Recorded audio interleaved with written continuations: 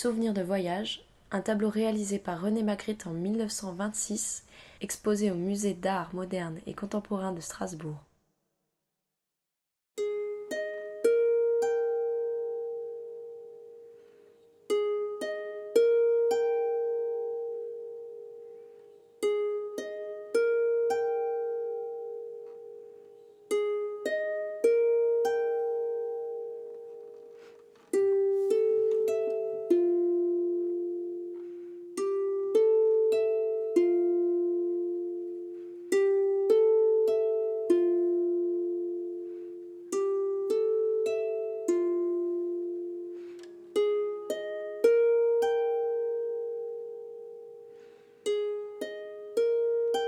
J'apparais en 1926, l'année où mon créateur Magritte débute sa période surréaliste. La représentation de la femme a été depuis toujours un des sujets principaux de son œuvre.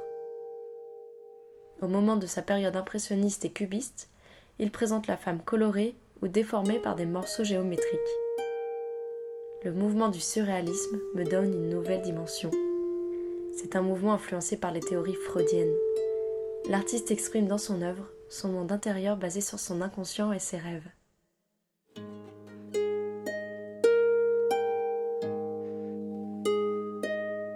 Il épouse Georgette, son amour d'adolescence en 1922, après de longues années de séparation dues à la Première Guerre mondiale.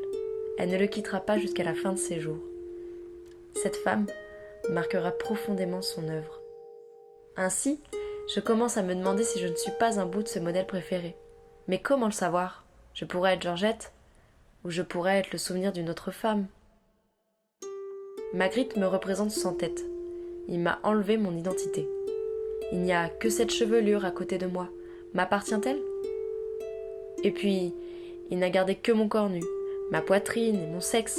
Je me sens traitée comme un objet de désir, créé et exposé pour offrir un plaisir visuel. Mais je ne suis même pas un vrai corps, je ne suis qu'un volume creux, vide, une simple structure forcée à l'immobilité comme une sculpture de marbre, un être sans âme, une femme morte. Mais si je ne suis pas Georgette, peut-être que je suis sa mère. Suis-je la révélation du traumatisme de son suicide dont il a été témoin à ses 12 ans ?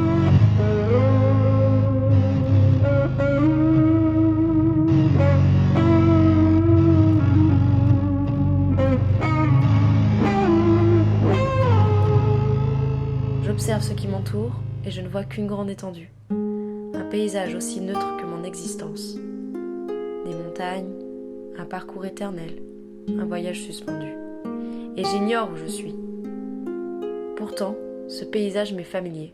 Ces montagnes et ce ciel sont récurrents dans l'œuvre dont je fais partie, comme dans Le temps menaçant, L'esprit du voyageur, Le voyageur, L'imprudent, Les marches de l'été, ou encore Le domaine d'Arnheim. Mais suis-je à l'intérieur ou à l'extérieur ? J'ai l'impression de faire partie d'une pièce de théâtre qui s'ouvre vers l'extérieur. Je suis sur scène, et mon public, les montagnes, sont là à m'observer. Ce sol rouge et ces objets du quotidien qui m'entourent me questionnent. J'ai du mal à comprendre leur rôle dans le tableau. Ils sont sans doute comme moi, acteurs de cette scène absurde. Et que font ces œufs derrière moi ? Selon Freud, rêver d'œufs signifie penser à la maternité et à la mère. Encore elle. C'est le cas chez les autres surréalistes comme Dali. Ils avaient l'habitude de les utiliser comme symbole de fécondité dans leurs œuvres. Mais Magritte les utilise-t-il de la même manière ? Et puis cette flûte, quand je la vois, j'ai l'impression d'entendre sa mélodie. Mais elle n'est pas placée là de manière anodine. Elle est coincée entre ces deux œufs et pointe vers mon sexe. Magritte semble vouloir renforcer l'aspect sexuel de ce tableau. Et pour finir, il entoure la composition avec un cadre peint, comme pour monumentaliser et théâtraliser encore un peu son œuvre. Ainsi, il ne nous laisse que cette image, le seul souvenir de son voyage mental. Mais à quoi bon se questionner ? Plus je cherche à comprendre, plus je me perds.